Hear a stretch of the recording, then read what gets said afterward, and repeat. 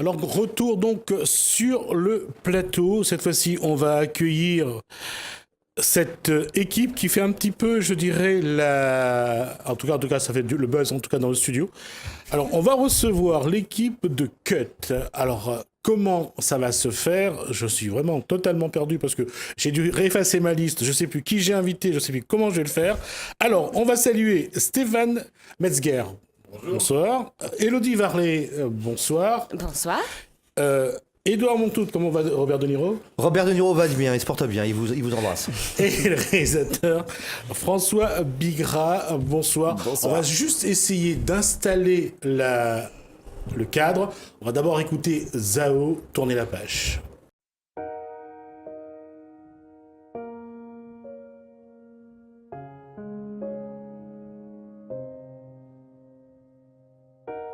J'ai vu sur ma route plein de paysages. Avec des mots je peins des images. Sorti de ma cage, monté d'un étage. Aujourd'hui je plane dans les nuages. Et je laisse la vie m'emporter. Je laisse ma plume me porter. C'est pas si facile de tourner la page. Quand le présent m'échappe et que le passé me traque, je soupire pour dire dommage. Je m'arrête un moment, juste pour une chanson. Je rattrape le temps. Alors, cette fois-ci, on va écouter quelque chose que tout le monde voit. C'est le générique de la série, histoire de se mettre dans l'ambiance. Bonjour Laura. Ça fait longtemps. C'est qui ce type? C'est ton grand-père. Le père de mon père. Comment t'as pu me cacher un truc pareil? Parce qu'il a jamais accepté ma relation avec Stéphane. Laisse-moi une petite chance de prouver que j'ai changé. Moi, ce que je veux, c'est refonder une famille. Laisse-lui une chance, s'il te plaît. Pour une fois que j'ai l'occasion d'avoir une famille, j'ai pas envie que tu gâches tout. C'est où elle est ma mère? Si vraiment tu veux devenir un homme, il va falloir que tu apprennes à lâcher les jupes de ta mère. Vas-y, embrasse-moi puisque ton mère m'envie. Si j'avais envie de t'embrasser, je l'aurais déjà fait. T'es dispo? C'est quoi, c'est une garce? C'est pas une fille comme ça qu'il te faut. Je sais pas ce que vous avez là, tous les mecs à flasher ce genre de nana. Oh, il t'emmerde ce mec, Zoé? C'est quoi son problème? C'est qui ce mec? Inutile de dire à ta mère que tu t'es fait arrêter. Envoie-lui un texto pour lui dire que tu dors à la maison. Je viens de le faire. Dès que je suis avec lui, il se passe quelque chose, j'en suis sûre. Héroïque et sensuelle. Je le voyais déjà, torse nu.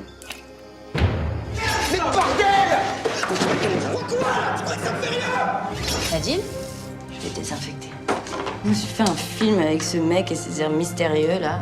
Les nanas, c'est tout. Sors de là! Allez, barre-toi, putain! Casse-toi! C'est bon, j'en ai marre, j'arrête. C'est trop compliqué avec Adil.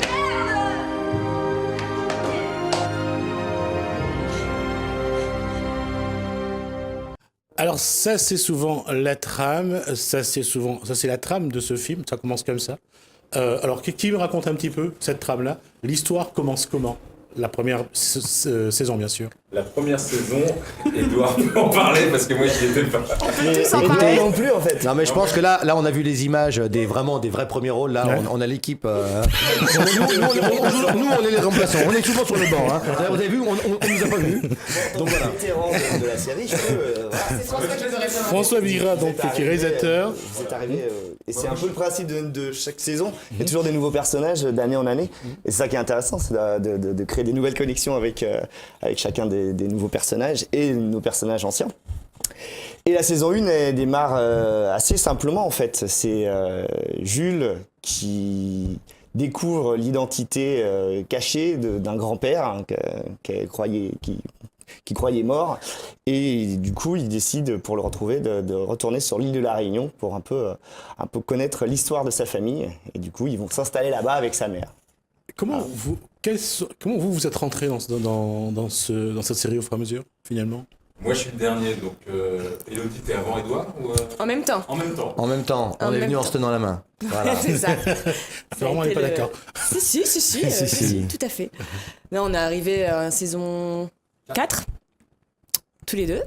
Et c'était un peu le nouveau couple, un petit peu de. Vous la saison êtes 4. rentré en tant qu'infirmière, si. Kiné Ouais. de Kiné d'Adil. qui joue Adil, Voilà, qui, exactement. Ambroise Michel qui joue Adil. qui a reçu donc une belle au bas du dos, qui donc lui sectionne la moelle épinière. Et Exactement, et donc besoin de rééducation. Donc j'arrive en tant que kiné, et après on découvre un peu plus l'histoire d'Angèle, la découverte de Ruben sur son bateau, l'histoire d'amour, tout ça. Elle a son propre chemin après en parallèle. Et je vais pas le dire, mais je vais vous poser la question. Vous veniez donc d'une autre série qui Oui. c'était La plus belle. Plus belle la vie, ouais. Plus belle la vie. Exactement. D'accord. Que je continue en parallèle. Le tournage va durer combien de temps là du 21 mars au 30 juin. Ouais. D'accord. Et ça sera ici à La Réunion. Après, vous reprendrez où vous faites l'aller-retour.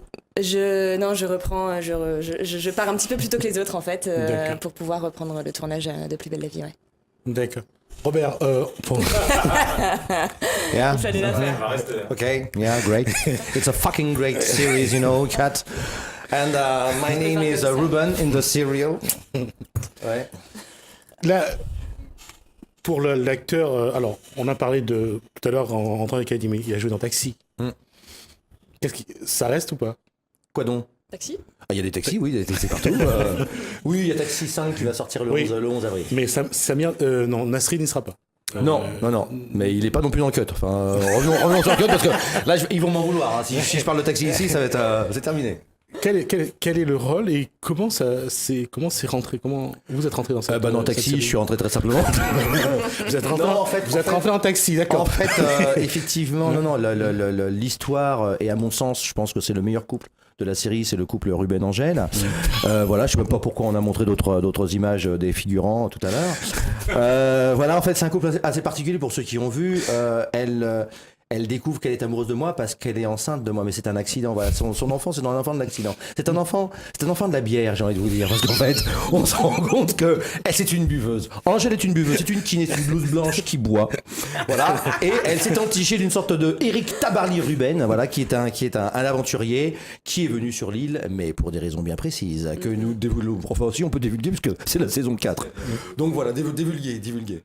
Voilà, donc je suis arrivé un petit peu comme ça. J'étais un aventurier et depuis, je suis un père de famille investi avec du beat, enfin voilà, ça c'est cut. On grossit sur cut. C'est vrai qu'on grossit sur cut, hein, faut c'est le rougail. Voilà, c'est le rougail saucisse. Et combien de temps vous avez resté pour cette saison-là? Cette saison. Et vous vous préparez à vivre un petit peu à la Réunionnaise. À la mode. Ah bah ça François. fait déjà plusieurs années. Moi je suis comme je disais, le vétéran, donc je fais depuis la saison 1, donc c'est vrai que on apprend à connaître la Réunion, à l'apprécier et à la filmer surtout. Et à vivre comme un Réunionnais, à manger comme un Réunionnais. Ah bah oui. Ouais. Bah évidemment. Bien sûr. Boire. Non mais c'est ça qu'on aime aussi ça, ici vrai. à la Réunion, c'est de vivre avec à la réunionnaise, évidemment. Et qu'est-ce que vous avez découvert, qu'est-ce que vous avez trouvé de différent depuis que vous êtes ici, par rapport à ce que vous connaissez déjà, bien sûr? Tellement de choses, ça n'a rien à voir. Par exemple, il neige à Paris en ce moment, voilà. Ça c'est Il une bonne avec grosse un peu différence. Il est fier, d'ironie, ouais. il est content. Il y est pas, pour ses ouais. copains parisiens. Vous envoyez des photos, je suppose. Il y a une chose qui revient souvent de la Réunion, enfin sans vouloir faire un petit peu je cherche un mot que je ne trouverai pas de toute façon.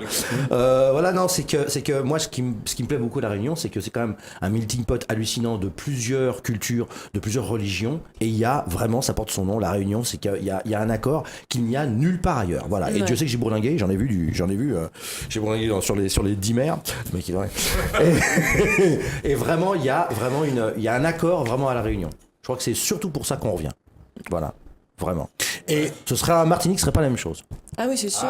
C'est vrai, la gentillesse des gens, ça n'a rien à voir. Ouais, puis ils vivent bien ensemble, quoi. C'est le vrai vivre ensemble. L'histoire, si vous avez un jour l'occasion de voir, vous verrez que l'histoire, c'est aussi ça, chaque communauté qui arrive, et puis à un moment, chacun amène sa culture, amène ses habitudes, sa cuisine, entre autres aussi, et c'est sa religion, sa superstition. Et ce qui fait qu'avec le temps, chacun apprend à vivre avec l'autre. C'est ce qui rend l'île de la Réunion si riche, en et fait. comment surtout réalisateur, je dis ça aussi aux acteurs, comment vous intégrez ce vivre ensemble réunionnais, ces cultures dans la série? Parce que quelque part aussi, j'ai vu que, en tout cas, on en parle, en tout cas de cette série, les gens l'apprécient, les Réunionnais sont fiers d'avoir une série tournée à La Réunion. Comment vous arrivez à j'allais dire, à faire transpirer La Réunion à travers vos rôles et à travers la série? Bah justement le plus naturellement possible, je pense, parce que c'est ce qu'on dit, c'est il y a un mélange de gens, de personnes, de communautés, et qui se fait le plus naturellement possible aussi dans notre casting.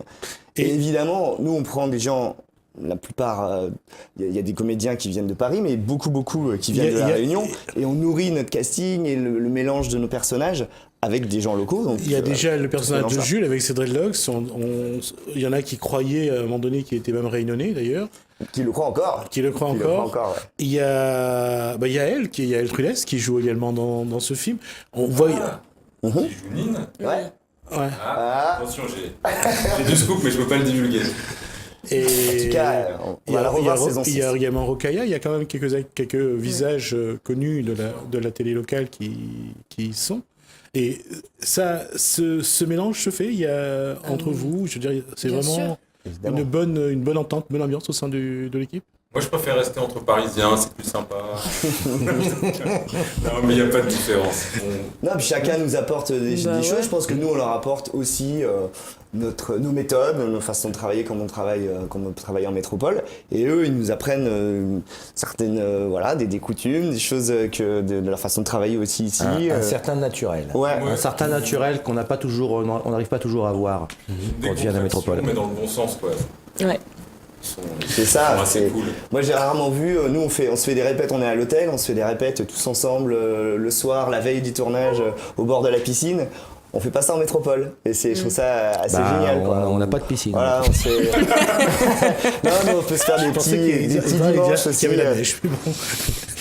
Sous les fils à hausse, vous voyez, en mode pique-nique, ça change un ça petit peu. unifie l'équipe. Ça change un peu les habitudes de travail lorsque vous êtes dans l'Hexagone par rapport. Bien sûr, parce que plus détendu, plus.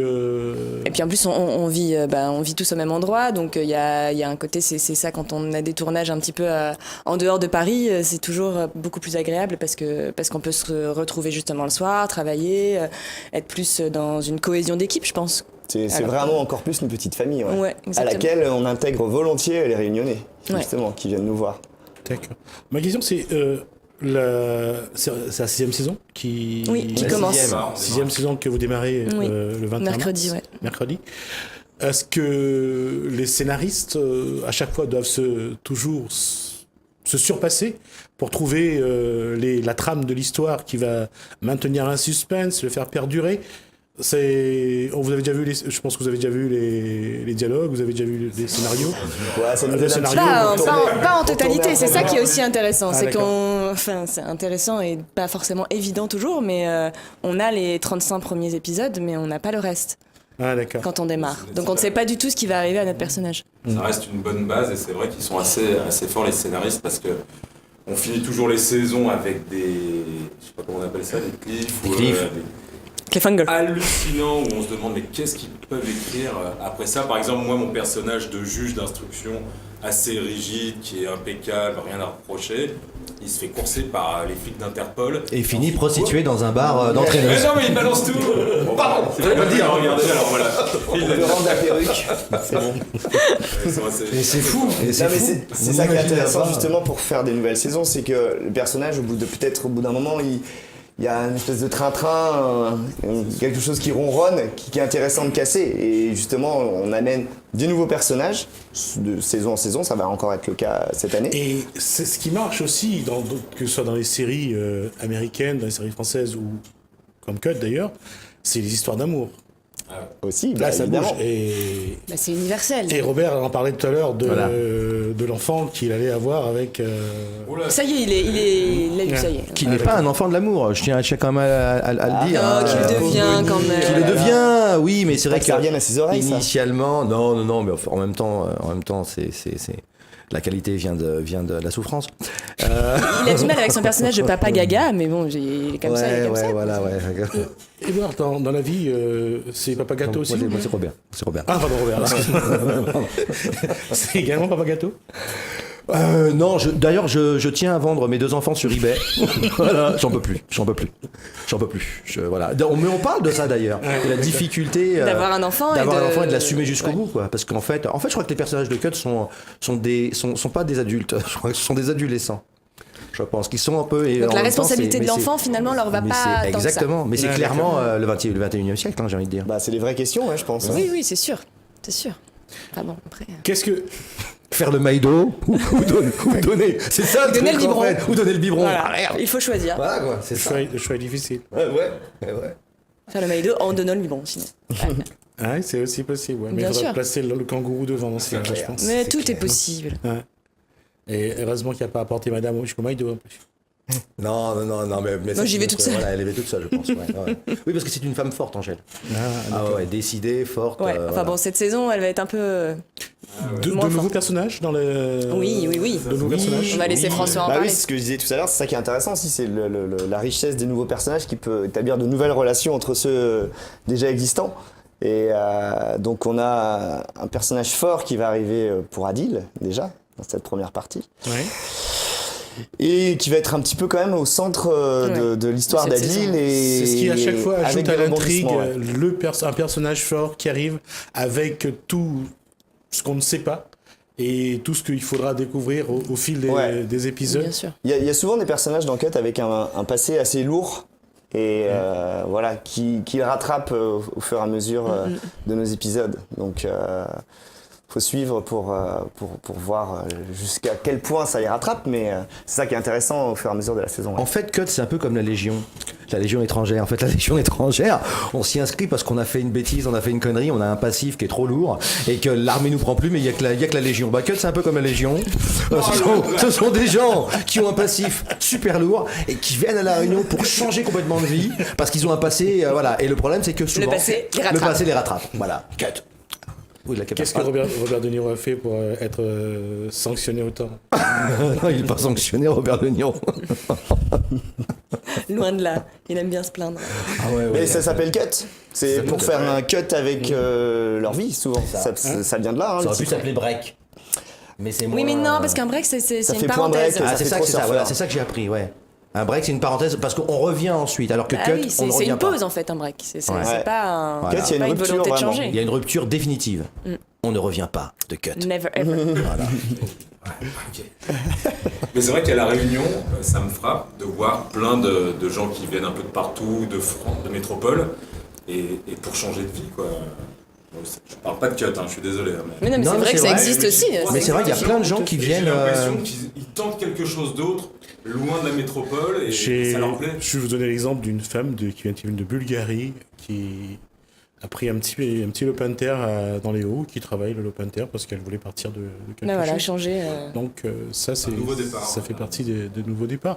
Mais dans cette série-là, pour vous, qu'est-ce qu'elle a amené dans le paysage réunionnais? Pour vous, comment vous voyez Moi, ça? je pense que c'est une fierté aussi pour les gens qui vivent ici, de voir que enfin la beauté de leur île est mise en valeur à l'écran et qu'on voit des personnages réels qui sont inscrits dans ce paysage-là. D'autant que les articles qui ont été faits là-dessus parlent de fierté, des articles sont assez dithyrambiques d'ailleurs, parlent de fierté. Et c'est vrai, quand on regarde la liste des acteurs qui sont issus de La Réunion, elle est assez impressionnante, cette liste. En tout cas, vous prenez du monde Ah bah oui. de La Réunion. Alors, puisqu'on est à la télé, je vais vous poser la question. Est-ce que cette année, vous allez faire encore des castings? Est-ce que vous allez encore inviter des personnes à venir C'est déjà fait, non à se joindre à vous? Ah bah bien sûr, ouais. Oui. Ah bah, on a presque fini notre casting sur notre 35 premiers épisodes. Et évidemment, on a même privilégié encore plus cette année le casting réunionnais pour les gens additionnels qui venaient sur la saison. Donc voilà. Attendez-vous à voir des gens couleur pays. Il y en a déjà pas mal. Il y en a pas mal, mais il y en aura encore plus dans cette saison. J'ai regardé. Et puis, ça doit être drôle aussi pour vous, parce que les faciès doivent beaucoup changer d'un personnage à l'autre. Étant donné à La Réunion, ils sont très différents. Tout est possible. Donc, moi, ma fille, on connaît pas mon ex-femme qui est décédée, mais ma fille est métisse, magnifique. Et c'est un peu comme ça avec tous les personnages. Il n'y a pas de barrière de couleur, de religion, de quoi que ce soit.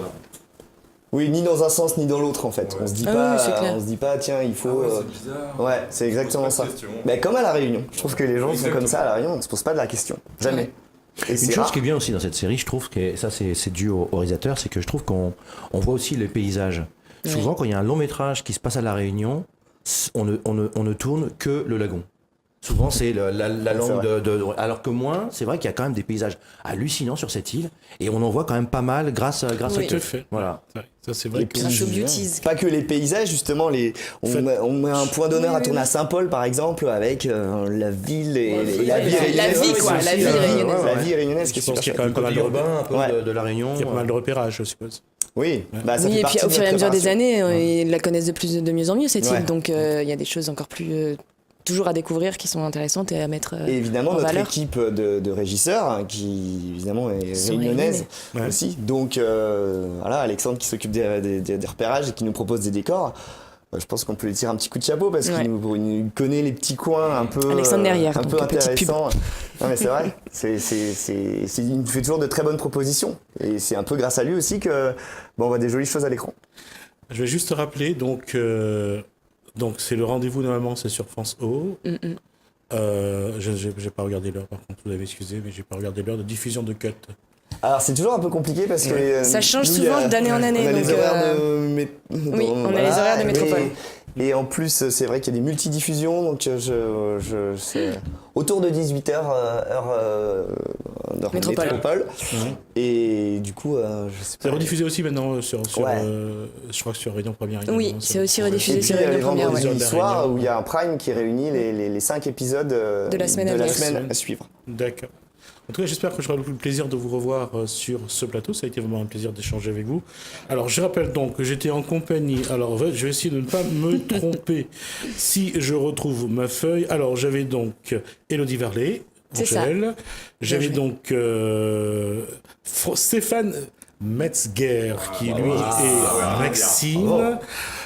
Robert De Niro, Édouard Monteux-Rubin. Enchanté.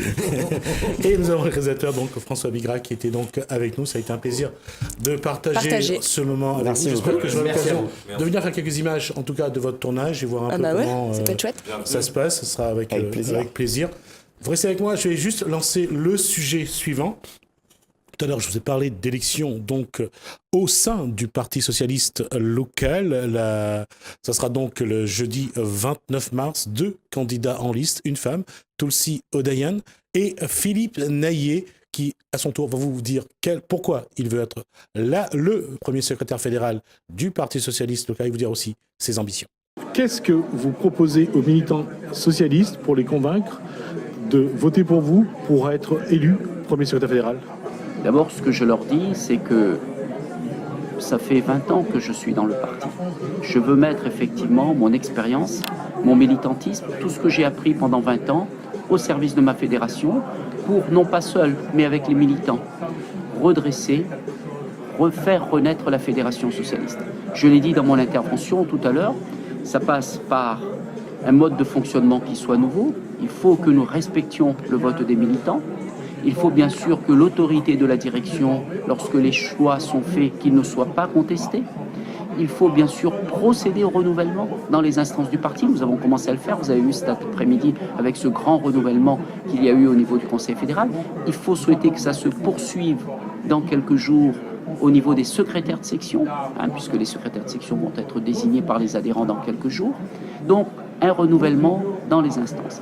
Mais ce que je veux également, c'est que le parti redevienne un parti de débat, qu'il débatte, qu'il propose, mais qu'il s'ouvre aussi sur la société civile. Un parti politique, ce n'est pas un écosystème. Les problèmes aujourd'hui, ils sont complexes. Il y a de l'intelligence à l'extérieur, il y a des expertises à l'extérieur, dans les quartiers, dans les villes, dans les associations. Donc il faut également que la Fédération socialiste s'ouvre demain. Et moi, je vais faire ce travail de co-construction, si je puis dire, également avec les acteurs civils, ceux qui sont à l'extérieur de la Fédération. Et je veux surtout qu'on cesse d'être les porte-paroles, les commentateurs des combats nationaux. Nous devons redevenir les porte-paroles des Réunionnais. C'est ce que je veux également. Ce que je souhaite vraiment, c'est que si je suis élu, qu'à chaque fois que le Parti socialiste aura à s'exprimer à ce moment-là, il s'exprime non pas pour commenter ce qui se passe au national, il s'exprime pour parler des Réunionnais, parler au nom des Réunionnais et des Réunionnaises. Voilà mon ambition pour la fédération. quelle sera votre vision politique si demain vous êtes élu premier secrétaire fédéral du PS local? Ma vision, je l'ai dit tout à l'heure. Enfin, j'ai rappelé quelques éléments parce que vous comprenez qu'il est difficile aujourd'hui de porter une vision comme cela. Hein, je veux dire que le temps des projets, le temps de la vision n'est pas encore venu. Néanmoins, nous devons nous positionner d'un point de vue politique clairement à gauche. Il faut éviter la confusion. Le Parti socialiste, il doit être le parti qui défend les plus fragiles. Nous devons défendre les salariés, défendre les demandeurs d'emploi, défendre ceux qui sont à la recherche d'un logement, défendre notre jeunesse également, hein, être aux côtés de la jeunesse rayonnaise qui souhaite et qui aspire à avoir des responsabilités ici dans son pays. Je l'ai dit tout à l'heure, il n'y aura pas non plus de développement de la Réunion si nous ne nous ouvrons pas sur notre bassin régional. Notre histoire, notre position géographique sont des atouts.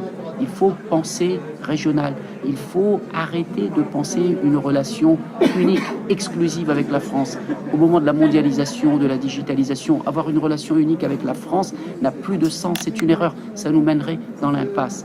Enfin, ce que je veux, vous me parlez de vision, c'est que nous militons pour une Réunion émancipée, une société solidaire, fraternelle et écologique. Il écrit sur les murs, il dessine sur les murs, il met des couleurs dans la vie des individus. C'est dans Gadium réunionnais.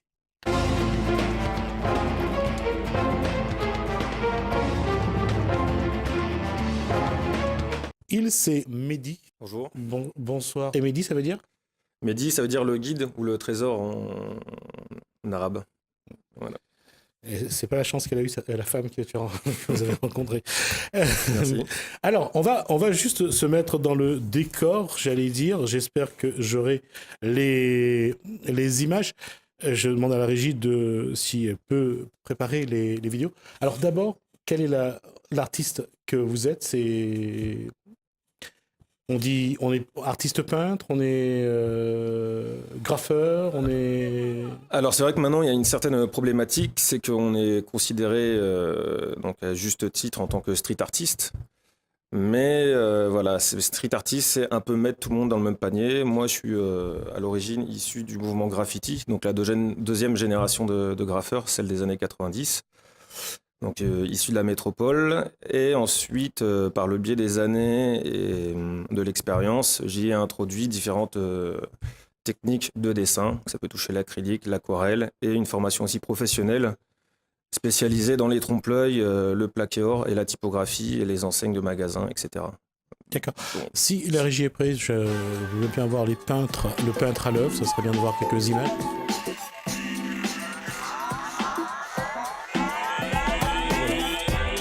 Alors là, c'est quoi exactement le travail qui est mené? Alors là, le travail, c'est une réalisation murale donc, à Saint-Leu, la ville dont je suis originaire à La Réunion. C'était pour la poissonnerie de TCO, qui est donc sur le front de mer. Et voilà, c'était histoire de donner un peu de gaieté, de luminosité sur ce mur. Après, voilà, on voit d'autres fresques, dont celle de Saint-Paul, là, par exemple. Comment on arrive à travailler avec un coucher de soleil? Parce que je pense que le mur c'est le coucher de soleil qui va lui donner tout son... Alors c'est vrai que les conditions météorologiques, entre guillemets, sont assez particulières sur le département parce que entre les fortes luminosités, les fortes pluies, l'accumulation de chaleur des surfaces, c'est vrai que c'est pas si simple que ça. De l'humidité pour la peinture après. Voilà. C'est vrai que c'est pas si simple que ça au niveau de la mise en pratique. Mais on s'adapte voilà, en fonction des techniques, de l'emplacement du mur, etc. Qu'est-ce qu'il faut peindre sur ces murs pour que ça flash, c'est-à-dire que ça percute chez je dirais la personne qui passe, l'individu? Est-ce qu'il y a un message derrière tout ça? Alors à l'origine, oui, effectivement, vu qu'on est issu du mouvement graffiti, il y a un message, c'est un mouvement quand même à la base à titre un peu revendicatif. Le choix des couleurs est très important. Effectivement, on essaie d'utiliser des nuanciers de couleurs qui sont relativement vifs, donc des couleurs poignantes comme le bleu, les orangés, coucher du soleil, et voilà, et jouer sur les contrastes, qu'il y a un côté tape à l'œil directement. Et ensuite, quand les gens s'arrêtent, donc ça c'est le premier point, c'est attirer le regard justement du public, des passants. Et ensuite, en second, en regardant plus en détail les œuvres, il y a toujours un message qui est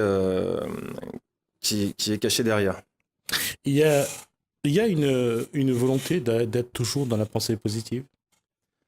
Alors oui, en général, parce que le graffiti... Quand je pose la question, c'est par rapport au ton pastel utilisé. Oui.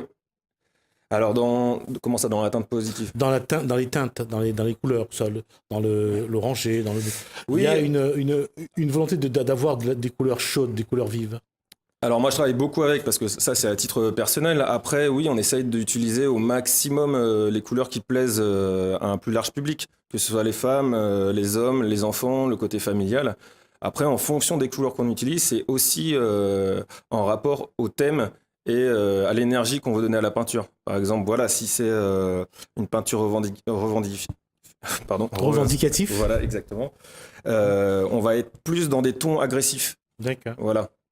Et il y a on le voit aussi, hein, je veux dire, on va essayer de regarder, on va envoyer les images des œuvres et on va voir qu'il y a aussi une revendication quand même. Il y a des revendications. Ah, il y en a plusieurs. Il y a des revendications socioculturelles et politiques, effectivement. Alors on voit les tons pastels, on va dire, en tout cas pour le bleu azur. Là, voilà, les traits sont un peu plus dynamiques, un peu plus droites aussi d'ailleurs. Et derrière, qu'est-ce qu'il faudrait, qu'est-ce que Mehdi Ouéder veut dire comme message? Tout dépend de l'emplacement, encore une fois, où la fresque est réalisée. Hein. Là, par exemple, les peintures qu'on a vues avant, comme celle-ci, c'est sur l'arrivée du parapente de Saint-Leu. Donc là, il fallait vraiment faire une fresque ambiance enfantine, voilà, destinée aux familles, aux touristes qui viennent concrètement faire des loisirs sur la ville de Saint-Leu. Donc quelque chose de plutôt gai. Bon enfant, et voilà, mettre un peu de gaieté justement à cette piste d'atterrissage. Cette gaieté, ça vient de, j'allais dire, de ce qu'est Mehdi Ouéder, c'est-à-dire quelqu'un qui aime bien la vie, qui veut que ça soit, qu'il y ait des couleurs. Alors par définition, oui, je pense que quand on est artiste peintre ou même chanteur, on essaye toujours de... Voilà, il y a un côté personnel qui ressort dans ce qu'on exécute. Donc effectivement, oui, le côté un peu humoristique, enfantin, est un peu lié à moi, mais surtout voilà, au personnage que j'ai fait la création, qui est le Narvalitos. Donc par définition, qui vient du mot gitan Narvalo, qui veut dire foufou, bêta. Donc un petit bonhomme hilar qui est toujours en train de rigoler, mais qui derrière quand même aborde certains sujets qui peuvent être plus que sérieux, politiques ou sociaux.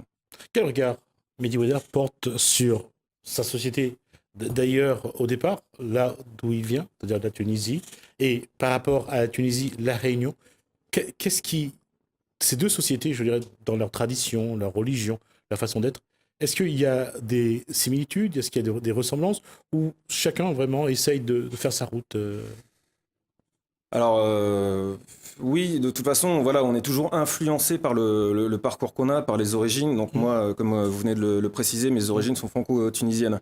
Donc je suis et breton et tunisien. Donc voilà, toujours le côté peuple marin, côté montagne. Donc forcément, il y a une énergie, une culture qui se traduit oui, dans la réalisation des œuvres et qui est pour moi relativement similaire à celle qu'on peut retrouver à La Réunion. Ce côté métissé, d'échange de savoir, de culture et de religion, de tout ce que ça implique aussi par derrière, quoi. Juste ce côté breton, puisque les Bretons font partie également du peuplement de la Réunion. Ce côté breton, on le retrouve aussi à La Réunion ou pas? Le côté breton à La Réunion, ouais. On le retrouve à peu près partout, je pense. Déjà dans tous les bars. Et dans beaucoup d'institutions. Et oui, effectivement, la communauté bretonne est quand même très importante. C'est un peuple marin avant tout. C'est un peuple qui a beaucoup voyagé. Donc, c'est pour ça, je pense qu'on le retrouve dans des endroits. Mais quelque part, quand on essaye de construire une société, de se construire soi-même, à travers ce que fait Mehdi Ouéder, ça apporte aussi des éléments à cette construction. Oui, mais c'est comme je vous expliquais auparavant, on essaye de ramener un petit peu de tous les côtés de la culture qu'on a, de aussi ce qu'on apprend pendant les voyages, histoire de se former. On est en perpétuelle évolution, recherche d'évolution et Alors, d'amplification. cette évolution, elle est aussi à La Réunion, entre le moment où vous arrivez et aujourd'hui. Il y a cette évolution-là, mais cette évolution-là, elle est camel de tête ou elle aurait dû être différente? Alors, moi, pendant mon parcours, pendant quelques années, j'ai quand même un moment de stand-by. Après, c'est sûr que l'évolution sur le département réunionnais est plus qu'intéressant parce qu'il y a une dizaine d'années, quand je suis arrivé et on a commencé à faire les devantures avec mon entreprise, il n'y avait pas beaucoup de concurrence sur le marché. Là, d'un point de vue réunionnais, il y a énormément de street artistes. Et c'est un département qui est vraiment en émulsion la plus totale, que ce soit au niveau du chant, de la musique. La Réunion s'ouvre au reste du monde. Il y a vraiment une interaction, voilà. Beaucoup de métropolitains qui viennent, mais il y a aussi tout le côté réunionnais, malgache, mauricien. Il y a beaucoup de personnes de l'étranger aussi qui viennent en vacances, s'installer. Et je pense que la Réunion, à l'heure actuelle, que ce soit au niveau de la danse, on peut le voir avec les danseurs de hip-hop, les street artistes est en train d'exploser. Et l'explosion de ces expressions doit aussi marquer cette volonté d'émancipation, de liberté, parce que c'est ce qu'on voit le plus, parce que tout ce qu'on dit, tout ce qui est rue, normalement, c'est pour sortir de chez soi. C'est ça. Après, je pense que ça arrive à un moment où la Réunion est de plus en plus métropolitanisée. Pardon, excusez-moi, j'ai un peu de problème de vocabulaire aujourd'hui. Et donc voilà, peut-être en perte de culture. Et je pense que voilà, que ce soit les chanteurs, les danseurs, les artistes peintres, les écrivains, qui sont soit originaires de La Réunion ou habitants à La Réunion depuis un certain nombre d'années, sont aussi là pour essayer de perpétrer cette certaine culture qui est la culture créole, la culture réunionnaise atypique du département. Et je reviens à ces œuvres sur les murs. Quelque part, est-ce qu'on peut figer un petit peu ces traditions, je veux dire, ou alors donner une autre orientation dans l'évolution? Parce que ce soit en Tunisie, je ne sais pas si vous avez eu l'occasion d'y retourner pour voir un petit peu comment évoluer votre région, mais dans chaque région, il y a toujours un schéma de comportement qui évolue, et malheureusement, l'évolution, c'est vers la facilité, tout ce qui est matériel, tout ce qui est pratique, l'argent facile, et souvent on oublie les traditions, on oublie d'où on vient, on oublie ce qui nous fait, et ça on le trouve un peu partout. Heureusement ou malheureusement, j'en sais rien. Alors oui, effectivement, je pense que dans tous les coins du monde, malheureusement, les choses évoluent de cette façon. Mais après, les artistes sont là aussi pour mettre le point sur les origines de nos cultures, voilà, de nos traditions. Et je pense que le mouvement street art ou graffiti est un des plus gros défenseurs de ce système-là. C'est que, voilà, effectivement, on fiche des images, alors après, tout en s'imprégnant des nouvelles choses, mais on est là, voilà, pour toujours revendiquer quelque chose, mettre un point d'honneur à ce qui nous touche, et voilà, ce qui, d'un point de vue, comme je vous disais tout à l'heure, socioculturel, politique, les événements changent, les pays changent, les gens qui nous entourent évoluent, et nous, on essaye, voilà, d'être intègre et d'être authentique. Le public qui va à la rencontre de Mehdi Ouéder, qui parle de ses œuvres, qu'est-ce qu'ils ont envie de savoir, ou qu'est-ce qu'ils ont envie de voir sur un mur? Alors, qu'est-ce qu'ils ont envie de savoir? Le parcours en général, le comment du pourquoi, voilà, comment on utilise la bombe aérosol, hein, ça interroge toujours les gens, pourquoi on vient de tel endroit et qu'on a réussi à évoluer, et à sortir du graffiti de rue pour maintenant exposer ou faire des grandes œuvres dans les villes. Et en fait, ce qu'ils veulent aussi par la suite, voilà, c'est changer les idées, je pense. Je pense que les gens sont un peu blasés de l'évolution des choses, et que voilà, avoir un mur en bas de chez eux qui est tout gris, forcément, n'est moins attrayant que d'avoir une fresque qui explose, un feu d'artifice de couleurs. Et là-dedans, quand ils voient ça, généralement, leurs émotions, leur expression, c'est quoi? Ah, c'est beaucoup de sympathie, toujours très très très bien accueillis, contrairement en métropole où effectivement, même si c'est des commandes de grosses mairies, de municipalités, où les gens ne comprennent pas encore ce mouvement. À La Réunion, en 10 ans, j'ai jamais eu de mauvais retour, que ce soit d'un point de vue municipalité, citoyen lambda, ou les gens aiment ça, aiment le côté coloré, l'énergie qu'on peut mettre là-dedans, et puis faire vivre la culture. Est-ce que dans cet art que vous développez, est-ce qu'aujourd'hui on arrive à une forme de saturation parce qu'il y a beaucoup qui le font, ou peut-être que ça sera de se renouveler qui sera le plus difficile? Alors se renouveler, ça reste toujours le plus difficile. Une certaine saturation, oui effectivement, une saturation déjà d'un point de vue européen, d'un point de vue mondial. Le street art est consommé, surconsommé dans n'importe quel domaine. La rivalité a toujours fait évoluer les choses, donc c'est aussi le côté positif. Après, c'est essayer de trouver une certaine harmonie entre cette évolution hyper rapide, cette saturation, et c'est de continuer à faire sa place et son chemin, quoi. Justement, dans cette évolution, comment Mehdi Ouéder veut évoluer? Qu'est-ce qu'il veut apporter d'autre? Et par rapport à ce qu'il voit, par rapport à ce qu'on lui demande, qu'est-ce qu'il veut apporter comme message?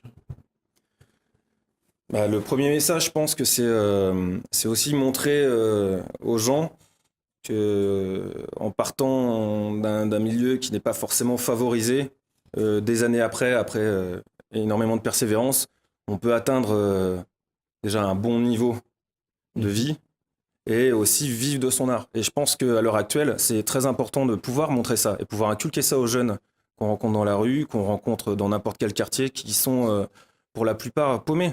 Les gens ont plus notion de l'avenir, ne savent plus dans quoi aller, dans quelle filière s'engager, ont un peu peur, voilà, du formatage qu'on leur impose. Et voilà, se débrouiller par soi-même, c'est possible, tout en faisant ce qu'on aime. C'est un peu plus long, ça prend du temps, mais voilà, c'est important aussi d'être un petit peu en dehors des chemins, des sentiers battus, comme on dit. On arrive à l'affirmation de soi dans ce genre d'art, dans ce genre de travail. Ça aide beaucoup. Après, comme dans tout, on est plus ou moins cloisonné. C'est-à-dire que, moi, par exemple, pendant un certain nombre d'années, je faisais des peintures à message politique. Ça m'a un petit peu freiné, voilà, sur les contrats de travail, etc. Basculer plus dans la peinture familiale, enfantine. Donc voilà, faut aussi savoir manger, faut allier et le travail et remplir le frigo et pouvoir aussi exprimer ses idéologies et rester un combattant. Qu'est-ce que Mehdi Ouéder veut faire après demain? Il s'arrête de faire cet art, il veut passer à autre chose? Alors pour le moment, non. J'aimerais continuer le plus longtemps possible. Après, le faire dans le plus d'endroits possible. C'est vrai que ça fait 10 ans que je suis à La Réunion. J'aimerais bien aller explorer un peu d'autres secteurs que l'océan Indien. Et voilà aussi pour découvrir d'autres cultures, des nouvelles techniques dans la peinture. Et être le plus possible partout. Et voilà. Quel serait le prochain continent à explorer? L'Afrique. Je pense que l'Afrique me botte bien. Alors, est-ce que c'est un retour aux sources? Je sais pas, mais en tout cas, voilà. L'Afrique du Nord ou l'Afrique Alors, je pense plus à l'Afrique noire, ouais. Avec un petit crochet par l'Afrique du Nord, forcément, mais je pense que c'est un continent où tous les regards commencent à se poser. Ah, ça fait un moment, je crois. Oui, non, mais là, les gens commencent à réaliser l'enjeu de ce continent. Et je pense que d'un point de vue artistique et justement dénonciateur, il y a énormément de choses à faire sur ce continent. Parce que par exemple, il y a des peuples qui sont encore nomades. Il y a encore, j'ai vu ça récemment en Mauritanie, qui est sur cette ligne du Sahel. Il y a les peuples aussi bien que ce soit j'allais dire, du Soudan. Il y a des peuples qui sont encore vraiment dans leur tradition, qui sont encore dans... Et ça, c'est quelque chose que... Ah bah oui, là je pense qu'on arrive complètement à l'apogée de... voilà, du délire artistique. En plus, en sachant que la peinture, c'est universel, comme on dit. Enfin, voilà, les paroles s'envolent, les écrits restent. Depuis la nuit des temps, la civilisation humaine a toujours utilisé le dessin pour s'exprimer et pour laisser un message aux générations futures. N'importe où on va, je pense, il y a toujours un moyen d'échanger quelque chose de sain et de profond avec un peuple, même qui a strictement rien à voir avec nous. Il y a un peuple aujourd'hui qui est menacé. Il s'agit des Jarawa. C'est un peuple noir du sud de l'Inde. On dit que ce sont des Dravidiens. Ils vivent encore un peu en vase clos, mais peu à peu, il y a une route qui semble qui va passer à côté de leur territoire et ça devrait normalement mettre fin plus ou moins à cette vie en autarcie. Et c'est pour ça que je disais qu'il y a des peuples qui maintiennent encore leur... aussi bien en Afrique, on le voit également en Sibérie, les peuples qui sont encore nomades, qui suivent encore leurs troupeaux, les yaks et autres. Ça c'est dur de conserver ces traditions avec aussi une dureté de la vie quand même. Oui, je pense que encore une fois, c'est le problème est le même sur toute la planète, c'est que tous les lieux préservés sont amenés au fur et à mesure à ne plus l'être. Oui. Rien qu'à regarder notre département qui est la Réunion, l'évolution qu'il y a depuis une dizaine d'années, c'est l'attrait à la matérialisation, au développement, ce qui est une bonne chose en soi. Mais en allant dans ce système-là, effectivement, on en perd les traditions, les cultures et la profondeur des choses. On en perd non seulement la profondeur, mais on en perd aussi les valeurs. Et c'est vrai que quelque part, c'est ce que les peuples perdent depuis maintenant que la civilisation arrive. C'est de perdre les valeurs des choses. Et quelque part, c'est vrai que parfois, des images sur un mur et de la couleur, ça peut raviver non seulement les couleurs, mais également certaines valeurs. Merci. En tout cas, merci à vous. Mehdi Ouelher, artiste peintre. Donc, alors, vous avez l'occasion de les voir donc sur les murs de Saint-Leu. Alors Saint-Leu entre autres. Après dans tout l'Ouest, plus ou moins en métropole. Bientôt en métropole. Là, je retourne en métropole courant mai et juillet pour 2 gros événements street artistes.